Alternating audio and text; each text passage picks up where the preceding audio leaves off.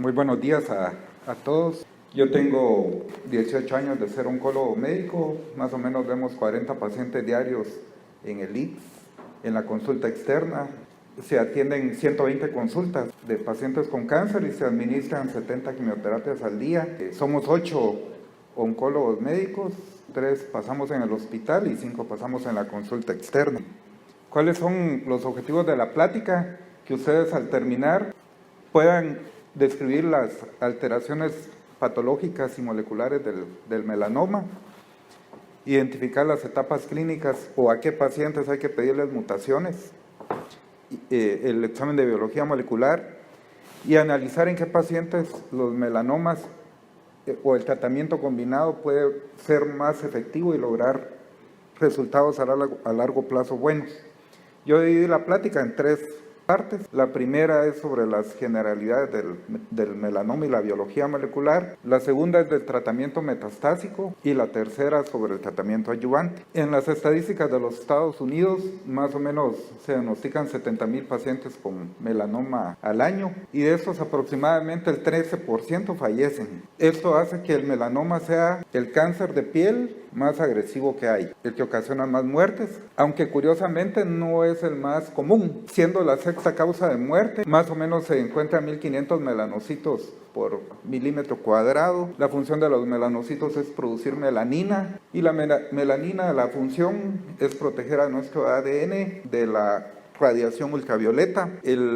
Cuando es un melanoma localizado, el 98% de los pacientes se curan, y cuando es un melanoma metastásico, solo el 14% tienen una probabilidad de sobrevida de 5 años. El melanoma es de los cánceres, de los 10 cánceres que han aumentado su frecuencia. Ahí está el cáncer gástrico, el cáncer de pulmón, el cáncer de mama, etc. Y cuando uno rota en los servicios de dermatología, lo que le piden a uno de cáncer es que sepa diferenciar las 3 principales neoplasias cutáneas, que es el carcinoma vasocelular, el melanoma y los tumores epidermoides o de células escamosas. Aquí les ejemplifico que en este diagrama está el melanocito. Aquí van las células, la membrana de las células basales, y estas, conforme va subiendo las células de la piel al estrato más externo, el estrato córneo, ya donde puede producirse el carcinoma epidermoide. El carcinoma basal afortunadamente es el más frecuente en el 80% de las veces, luego seguido por el carcinoma epidermoide y el melanoma. Fíjense que solo es 2% de frecuente, pero siendo el 2% ocasiona el 75% de las muertes. Y eso le hace pensar a uno que es un tumor de los más agresivos que hay. Ya mencionaba el melanoma superficial es el más frecuente que aparece en las personas que son blancas, y eso más o menos son las personas que uno ve en el oriente, en Zacapa, en Chiquimula, que hay áreas de gente muy, muy blanca. El carcinoma acral, que nace en áreas que no son expuestas al sol y que es no solo el 10%, sino que aquí en Guatemala puede ser que sea el más frecuente, porque mucha de nuestro color de tez de piel es más morena. El léntigo maligno, que es el que aparece en los viejitos y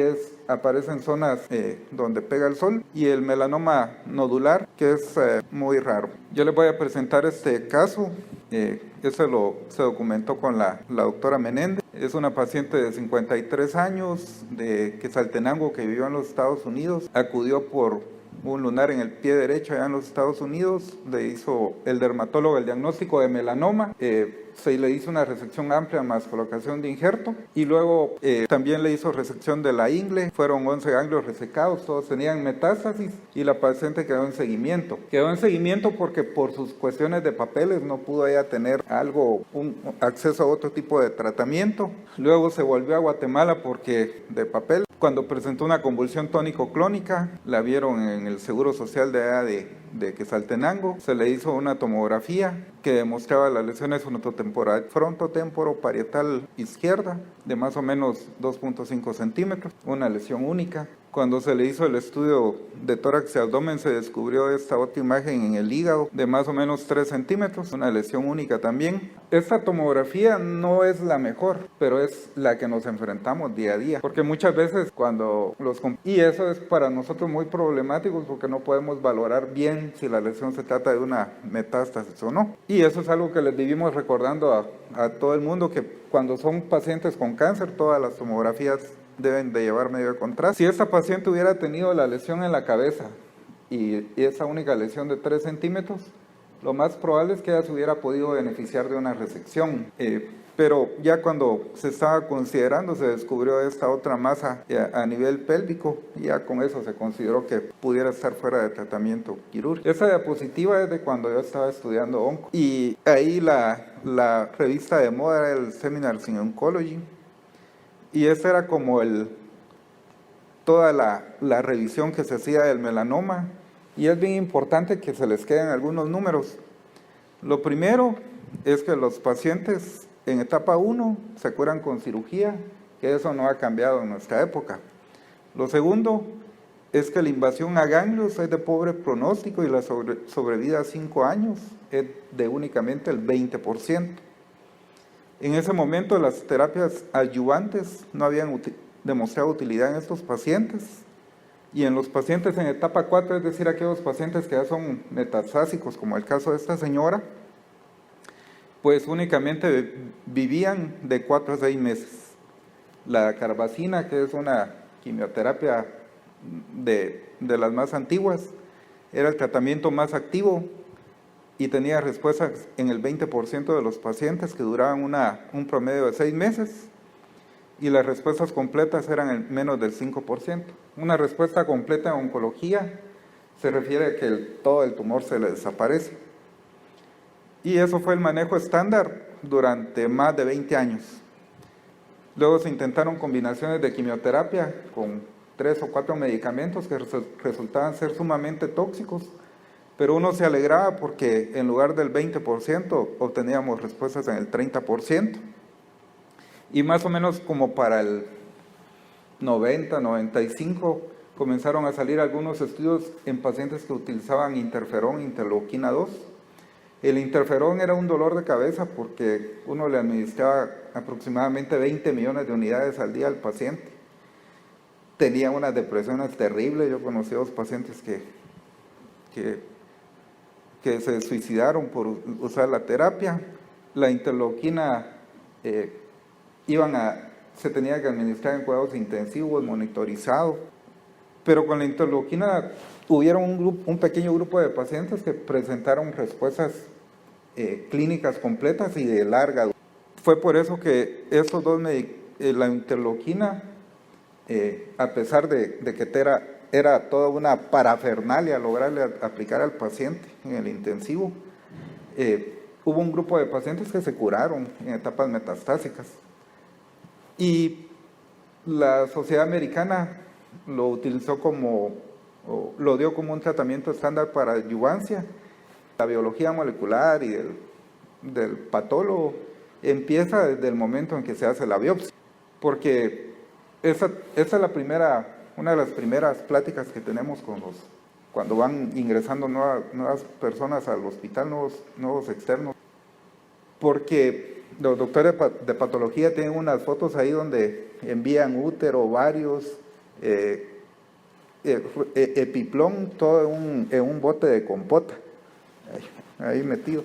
Y si el paciente se operó el viernes y al externo se le olvidó llevar la muestra, queda ahí en formol al 100%, se degradan los tejidos, se degrada el ADN, y casi es como quebrar el frasco para sacar la pieza. Entonces, desde ahí empieza el diagnóstico adecuado de estas lesiones. Tratar bien la pieza con formol buferado, llevarla lo más pronto que se pueda al departamento de patología, porque debe pasar un periodo de 8 a 24 horas fijado en formol.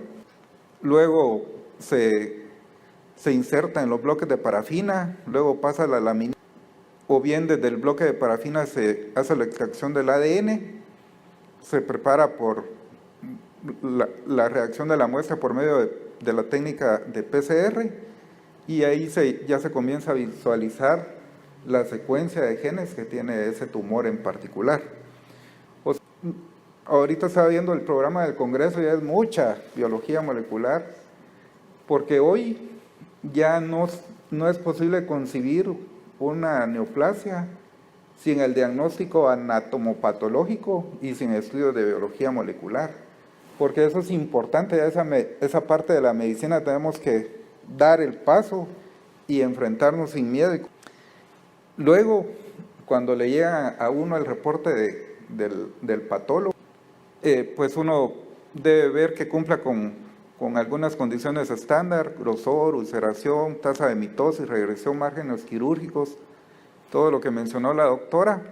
Y aquí en Guatemala se utilizan dos sistemas para estadificar el melanoma. Uno es el de Clark y el otro el de... Y eso en muchas partes varía dependiendo del sistema que la institución tenga preferencia. A nosotros nos gustaría que fuera el Breslow o el TNM, que ahí lo que se hace es una medición más objetiva porque se mide. Pero hay algunas instituciones que a veces eso no es posible y lo que le dan a uno es el Clark, pero pues ya tiene uno que estar preparado Este esquema representa las mutaciones. Nosotros en oncología dividimos las mutaciones en dos: las mutaciones germinales, que son con las que uno nace, y las mutaciones somáticas, que son las que uno va adquiriendo en el transcurso de su vida. Las mutaciones germinales son las que se asocian a cánceres hereditarios, y las mutaciones somáticas pues a los cánceres esporádicos. Como ya se mencionó, depende del subtipo de melanoma, así va a ser el perfil de mutaciones genéticas que puede. El gen que más se ha estudiado es el BRAF, que puede llegar a ser tan frecuente en el 52% de los melanomas cutáneos, y en los sacrales pues no llega. Luego siguen las mutaciones de NRAS y luego las de NFE. Y esto es importante porque entendiendo esa parte de la biología molecular, también a uno le permite ir haciendo el mapa de cómo ha ido evolucionando ese tumor de ser un lunar un lunar que a muchas personas les gusta tener, hasta lo presumen, hasta volverse un melanoma metastásico. La primera mutación que se produce es el BRAF, que esa produce en las lesiones benignas. Luego se altera el NRAS y el TERT. El TERT es un gen que es muy importante para los oncólogos porque es el que se relaciona con los telómeros. En una célula normal el telómero debe estar apagado y en la célula con cáncer está encendido. Es decir, los telómeros no se van desgastando y la célula adquiere el fenotipo inmortal. El fenotipo oncológico lleva dos características importantes. El primero es que esa célula no se va a morir, no tiene la muerte celular programada, y la segunda es que se sigue multiplicando más de lo que lo haría un tejido normal. Ese es el fenotipo maligno. Y entonces este gen TERT es lo que ocasiona la inmortalidad celular. De ahí hay una mutación en los puntos de chequeo. Ese es el genoma, el gen de la proteína del retinoblastoma, que es el punto de restricción. Y cuando ese gen está mutado, quiere decir que la célula pierde toda capacidad de inhibir la replicación y se sigue replicando. Y eso se correlaciona con los melanomas invasores y con las... Pero para fines prácticos de esta presentación, el BRAF, esta es la vía de señalización. Una vía de señalización en oncología, nosotros la entendemos como el medio en que la célula se comunica con el exterior. Es decir, una vía de señalización hace que la célula se divida y prolifere, o hace que la célula se mantenga en estado latente. Entonces, normalmente lo que pasa es que llega la señal de crecimiento, se une al ligando. Ese es un receptor de proteína quinasa que tiene un dominio transmembrana, un dominio interno, un dominio externo y un dominio transmembrana. Se une al gen RAS, que comienza a reclutar proteínas adaptadoras. Llega al BRAF, que ese recluta al MEC, que es otro gen importante, y el MEC es el que comienza a llegar al núcleo y a mandar todas las señales de proliferación. Eso es lo que pasa en la célula normal.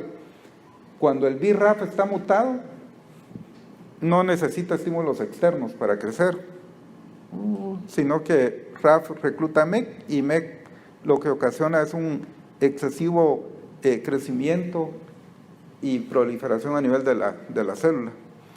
Si ustedes entienden esa diapositiva, ya nos podemos ir todos. Ya ese es como el punto medular del melanoma, esa presentación. Y por eso se los voy a repetir. Están los factores de crecimiento, el dominio del receptor de la tirosina quinasa extracelular, el dominio transmembrana y el dominio intracelular. Los factores de crecimiento pasan por los receptores y activan a RAS. RAS activa a RAF, RAF activa a MEC y MEC va directo al núcleo para mandar las señales de la proliferación celular. Entonces, entendiendo esta vía, entendiendo estos pasos, se han logrado sintetizar dos medicamentos de los que vamos a hablar hoy, que es el dabrafenib y el trametinib, que lo que hace el dabra es inactivar el RAF, ¿verdad? Ustedes ven aquí el RAF, aquí va metido el nombre del gen, y el MEC, que lo inactiva, es otro medicamento que se llama trametinib. Es como ahorita que viene Semana Santa, todos nos vamos a ir a la playa. Entonces, normalmente nosotros podríamos ser los receptores, los factores de crecimiento. Llegamos a la garita de la autopista, ahí algunos no los van a dejar pasar, pero si esa vía reguladora se pierde, pues todos vamos a querer llegar lo más rápido y se van a comenzar a formar mucho tráfico. Y al final, en las células se van a formar un grupo de sustancias que uno ya no conoce, ni qué son, ¿verdad? Ahí está Oxila luchando contra el... Y entonces el dabrafenib y el trametinib lo que hacen es bloquear estas vías de señalización. Lo que sucede es que la célula es inteligente, o el tumor es inteligente. Si uno bloquea estas dos vías, hay muchas otras más vías que se pueden activar. Y ese es como el asunto de la cuestión. Si fuera tan fácil de bloquear eso, todos los pacientes con melanoma se curaran, y no es así. Aunque hay un subgrupo que le va muy bien. Entonces, esta parte, para concluirla, de la biología molecular, BRAF se puede presentar tanto en los lunares benignos como en los malignos.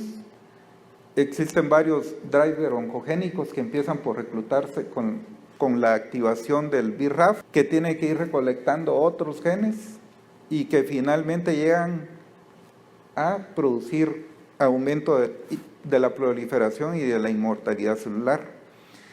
Entonces, fíjense que hasta 2011, de 1950 al 2011, pues prácticamente no hubo nada nuevo en melanoma.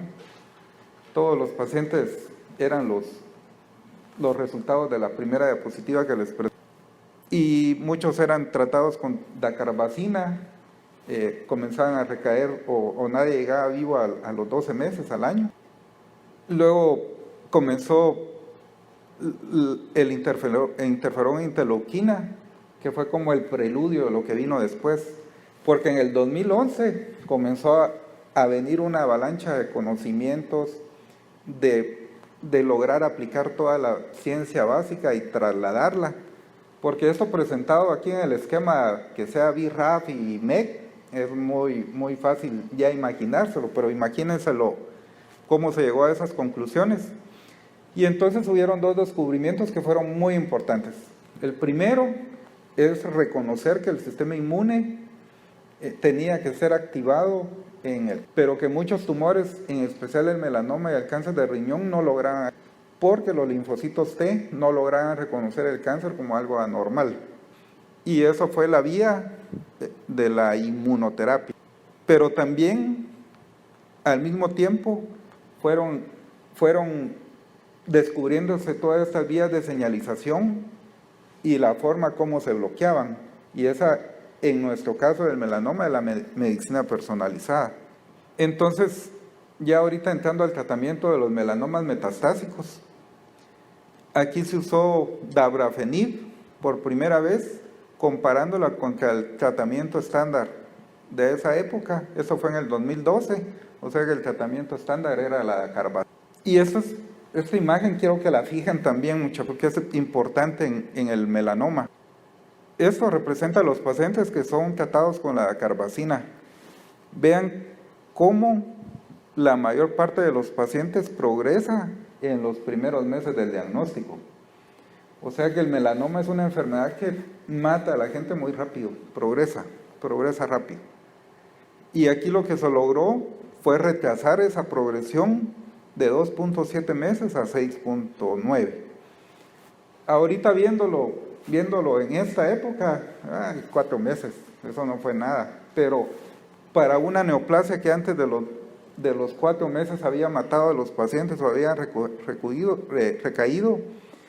este periodo de meses fue muy importante, fue un gran avance.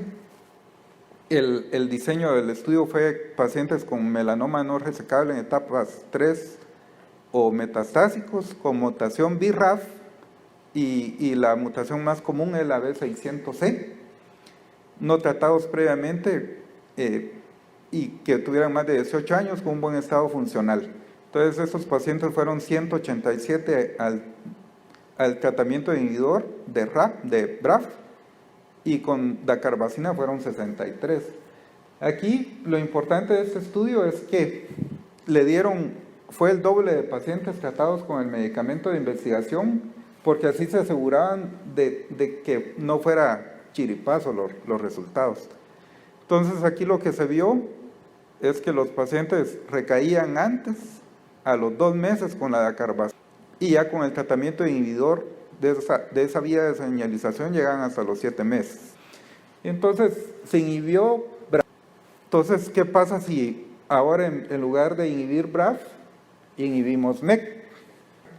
Entonces ese fue el estudio, el mismo diseño, pacientes en melanoma no resecable o etapas 4, mutación de BRAF en la B600C o K, buen desempeño, podrían haber recibido un tratamiento de quimio, pero no ningún inhibidor. Entonces, el trametinib fueron 214 pacientes y en quimioterapia, que era dacarbazina o taxanos, que fue la otra quimioterapia que se aceptó posteriormente, mismo diseño para el medicamento de investigación 2. Y los resultados aquí, fíjense otra vez la curva, cómo los pacientes tratados con quimio comienzan a progresar casi de inmediato después del diagnóstico. Y cómo los tratados con los inhibidores de la vía de señalización van logrando despegarse de ese año de la recaída. Entonces aquí los pacientes con quimio, la progresión fue de 1.5 meses y con el tramitinib de 4.8. De nuevo, parece poco, pero para pacientes con melanoma eso fue un gran cambio. Aquí lo importante es que en el 2% de los pacientes ya presentaron una respuesta completa. Aquí el porcentaje de los pacientes que habían presentado algún tipo de respuesta parcial o completa era del 22%. En cambio, con quimioterapia fue muy... Entonces, si habían demostrado que inhibir la vía BRAF era bueno, e inhibir la vía MEK era mejor, ¿cuál era el otro paso que venía? Probar y inhibir las dos vías. Entonces este diseño fue un diseño novedoso. El estudio se llamó COMBI. Aquí hicieron pacientes mayores de 18 años, melanomas irresecables, BRAF con la mutación positiva, lo que ya sabemos. Entonces a un grupo de pacientes se les dio el doble bloqueo comparado con el inhibidor BRAF. Y al otro grupo de pacientes se les dio el mismo doble bloqueo comparado con el inhibidor BRAF de la competencia. ¿Verdad? Entonces, aquí fueron las características demográficas de los estudios. Me preocupa porque ahorita vienen un montón de números, ¿verdad? Entonces vamos a procurar llevarlo lo menos pesado. Ese fue el análisis combinado de la sobrevida libre de progresión. Y aquí, inhibiendo las dos vías, ya no eran ni 2 meses ni 4 meses, sino que ya llegamos a los 11 meses. Ahí ya suena más atractivo, ¿verdad? Y aquí mirábamos un 20% de pacientes que logran sobrevivir a 5 años, que era no tan bonito, porque los que vivían con dacarbazina cuando se trataban, un 20% estaban vivos a 5 años también. Entonces hubo que hacer o determinar qué subgrupo de pacientes se podían beneficiar. La sobrevida global, y aquí ya llegamos al 34%, ya dimos ese salto del 20 al 34%, y ya los pacientes viven 2 años, ya no son los 4 meses del tratamiento con dacarbazina, sino que ya vamos por los 25 meses, y eso para este tipo de enfermedad ya resulta atractivo. Son resultados que nunca habíamos visto. Y se recuerdan del porcentaje de respuestas completas que dio Trametinib, que era del 2%. Cuando se combinó, ya llegan hasta 20%. Recuérdense que la respuesta completa quiere decir que se les quita la masa cerebral, que la metástasis hepática se le desaparece, etc. Y cuando uno suma la mejor respuesta, que es la respuesta completa, con la respuesta parcial, ya eso nos daba 68% de beneficio. Y aquí es a donde quería llegar, que es lo más interesante del estudio, es que cuando los pacientes presentan una respuesta completa, estos pacientes no recaen, no progresan ni a los 2 años, sino que pueden llegar hasta el 50% sin ningún tipo de tumor, ni de melanoma, ni enfermedad, hasta los 5 años, el 50% de los pacientes. Y miren la sobrevida global, cuando esos pacientes hacen respuesta completa, el 71% llegan vivos, de una enfermedad que estábamos hablando, que no vivían más de 1 año. ¿Verdad? Realmente, estos son resultados que nunca se habían visto en el tratamiento de oncología. Son resultados muy importantes, fruto de haber entendido el mecanismo de la enfermedad, el mecanismo a nivel molecular. La clave es seleccionar bien al paciente. Los que se tengan que operar de la metástasis hay que operarlos. La LDH es un factor pronóstico independiente y la mutación BRAF también. Estos pacientes, cuando ustedes los vean en la clínica, hay que acordarse de hacerles una tomografía de cráneo, aunque estén asintomáticos, porque el 40% tienen metástasis. Eso, desafortunadamente, ese es el grueso de pacientes que nos llegan a nosotros. Ese montón de lunares se llaman lesiones satélites, que quiere decir que el melanoma ya comenzó aquí en el talón y se ha ido diseminando por los ganglios linfáticos. Esos casos ya son los inoperables a que se refiere. Entonces las conclusiones es que los inhibidores de BRAF y MEK se asocian a mejor tasa de respuesta, sobrevida libre de progresión y sobrevida global. Pero la combinación es mucho mejor, sin sin ser más tóxica, se producen respuestas rápidas. La mediana de supervivencia del grupo en general es a los 2 años, pero hay un subgrupo que puede vivir más años. Ahorita el reto es descubrir qué pacientes son los que logran vivir más.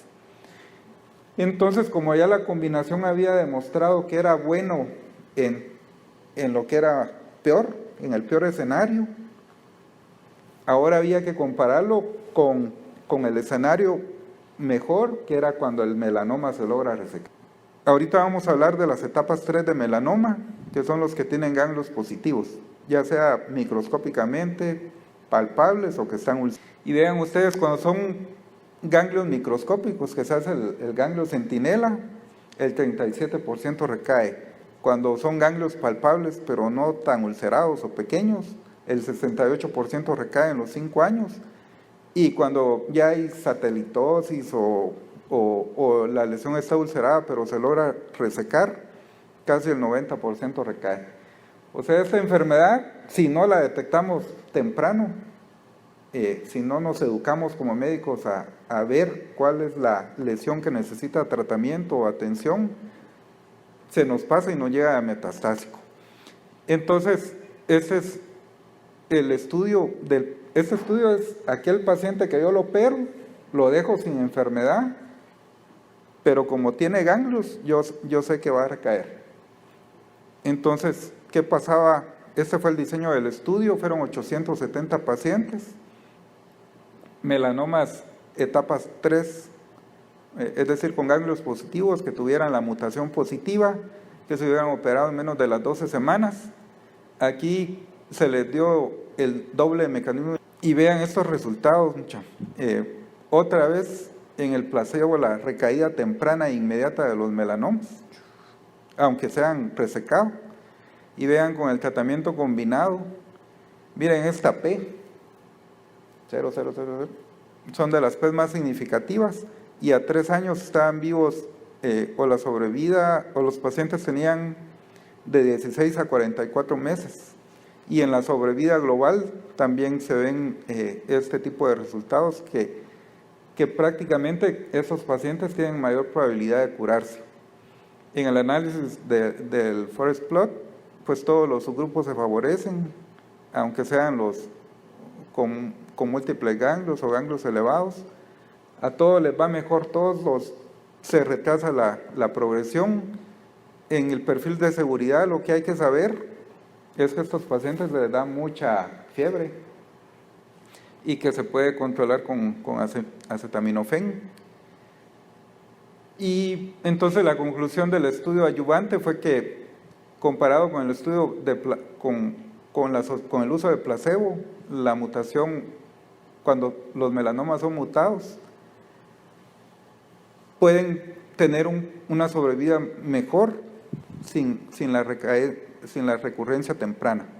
Entonces, ya para finalizar, todo parte desde el momento en que se hace una buena evaluación clínica, parte de que el tejido se trate bien, de que no se quede mucho tiempo en alcohol o utilizar en alcohol, ¿verdad? Porque también alcohol se les pone a veces. Llevarlo con el patólogo, si tiene ganglios positivos, ya sea microscópicos o palpables, si tiene ese tipo de lesiones. A este grupo de pacientes en particular es que nos favorece hacerle la mutación BRAF. Aquí les puse el rótulo del INVEGEN, que es el Instituto de Investigación de Enfermedades Genéticas de aquí de Guatemala. Aquí se hace la prueba. Pueden llamar a algún oncólogo y él les puede referir cómo hacerle la prueba al paciente sin costo. Y si es BRAF positivo, entonces el tratamiento iría por la medicina personalizada, por la inhibición de los dos drivers del BRAF y el MEK. Y si es BRAF negativo, pues entonces ya nos vamos por otra vía, que es la inmunoterapia, que es la que les voy a platicar ahorita. ¿Qué es lo que debemos de tener? No todo lunar es melanoma. No hay que salir de aquí diciéndoles o diagnosticándolos a todos, a diferenciar cuál merece atención y cuál no. El paciente que nosotros digamos, no, ese paciente tiene mucho riesgo de tener un melanoma, hay que mandarlo con el profesional adecuado, ver que el patólogo tenga experiencia también en informarlo, porque muchas veces solo nos llega en una línea, conclusión, melanoma, y no. Hay otras mutaciones que pueden desencadenar otro tipo de tratamiento, pero están investigando. Y tal vez lo que quisiera que se vean más bien de esta plática es que el melanoma es una enfermedad que en poco tiempo, desde el 2011 para acá, han surgido aproximadamente 11 moléculas que han venido a aliviar mucho el sufrimiento de estos pacientes. La cosa es como escoger qué paciente va a ser el adecuado.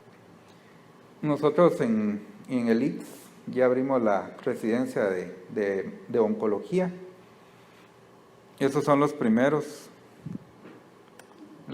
metástasis que están desarrollando. Y se va a abrir la convocatoria en junio, ¿verdad? Así que están invitados para los que gusten. Y gracias.